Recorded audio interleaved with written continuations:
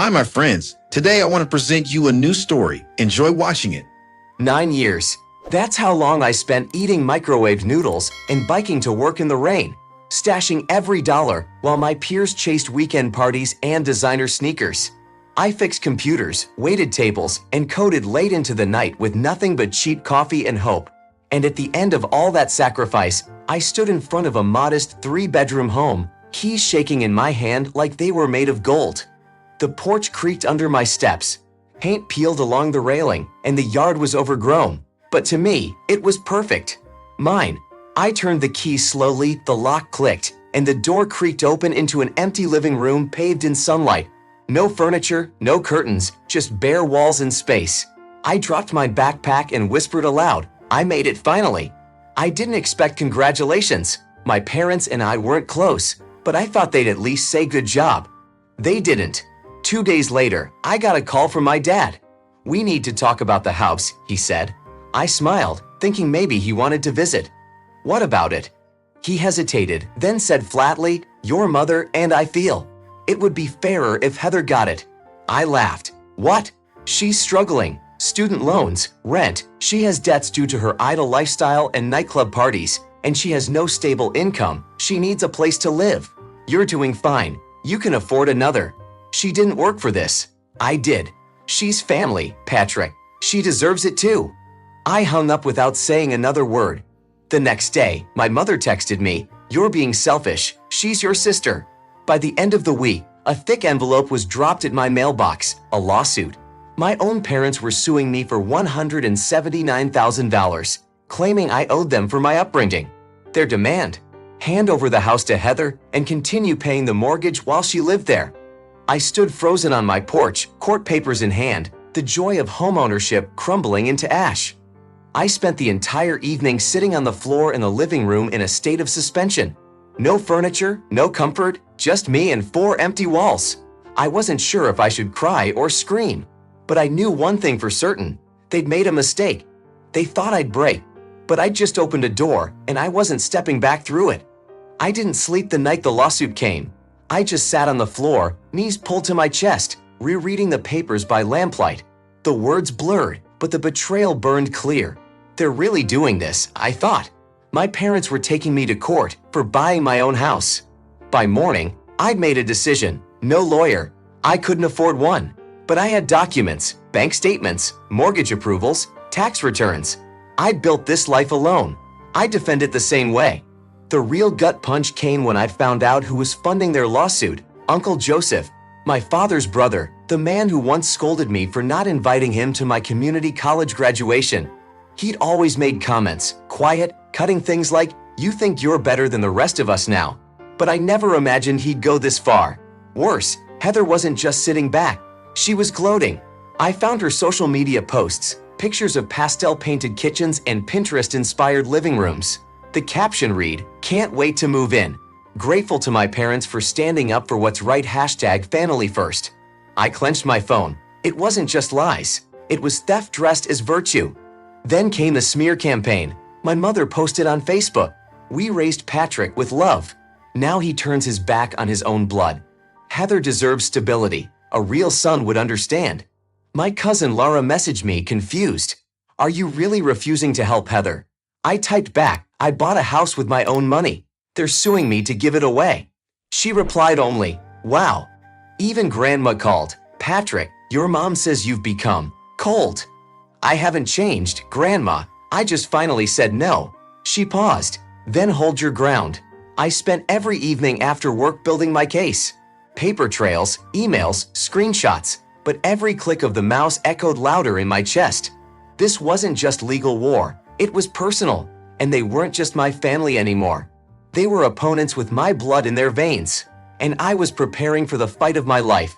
The courthouse smelled like dust and old paper. I arrived early, dressed in my best, dark blazer, pressed shirt, and a folder so packed it barely closed. My heart pounded, but my steps were steady. This wasn't just a legal hearing. This was the reckoning. They arrived minutes before the session, my parents, Heather, and Uncle Joseph, all wearing matching baseball caps with "family comes first" stitched across the front, as if betrayal could be branded into loyalty. Heather rushed toward me, arms outstretched, eyes glassy with fake tears. "I forgive you for making this harder than it had to be," she whispered. I stepped back. "You forgave me for defending myself." Her arms dropped theatrically. Inside, the judge, an older woman with sharp eyes, called for silence.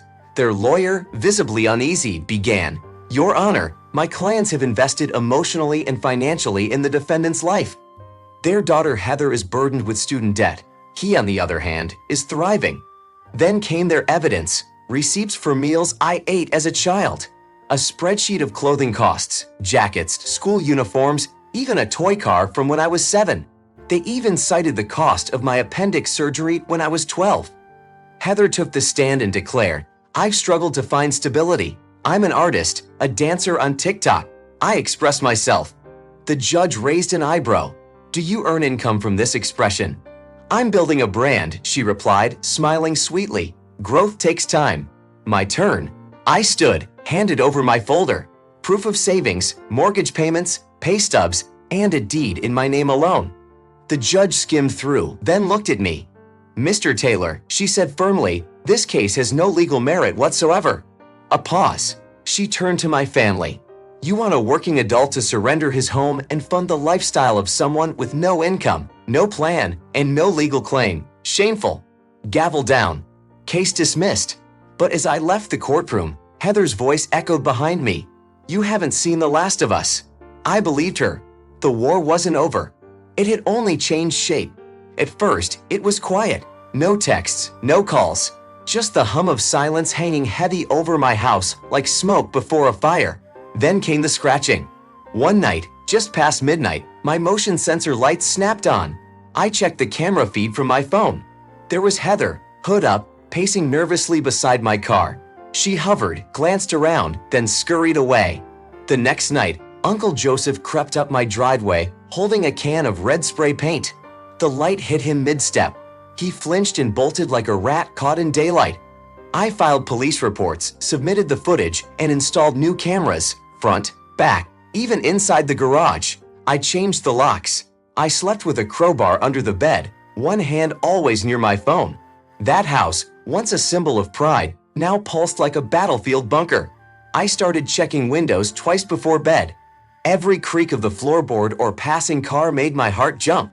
Living alone had never scared me before, but now I wasn't just guarding a home. I was defending my peace against people who once tucked me in at night. The weight of betrayal hits differently in the dark. I kept remembering moments from childhood. Heather stealing my allowance, Joseph laughing at my graduation gift of a gas card. I once dismissed those as family quirks, but now they played back like warnings I should have listened to. Then Heather launched a GoFundMe. Help me reclaim my future. The page featured stock photos of a pretty suburban home and a tearful story claiming I stole the family house through legal trickery. It went viral for all the wrong reasons, flagged, reported, taken down in 3 days. But the online storm had already begun. My mother posted in our church's Facebook group, "Our son betrayed his sister for money. We raised him better." One post led to another until my name was buried in digital ash. But something unexpected emerged, pushback.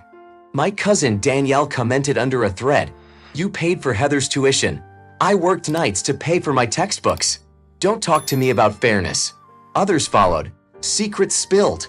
"Remember when you gave Heather $10,000 for her vacation and told me you couldn't help with rent? You threw Patrick under the bus, but he's the only one who never asked for anything." The family foundation cracked. Even Grandma called again. "Your grandfather and I are proud of you," she said quietly. "We see everything now." I didn't reply at first. I was too tired, but a warmth spread in my chest I hadn't felt in weeks. The fire they tried to start, it didn't burn me. It lit the truth instead. 3 months passed. Heather now worked at Burger King, flipping burgers with a scowl, her TikTok brand long abandoned. Uncle Joseph violated the restraining order once. He received a court warning. I installed a second security gate. One morning, a text from Mom, "We're struggling. Can you help? Just this once." I stared at it, then locked my phone. My promotion came through. Senior security analyst.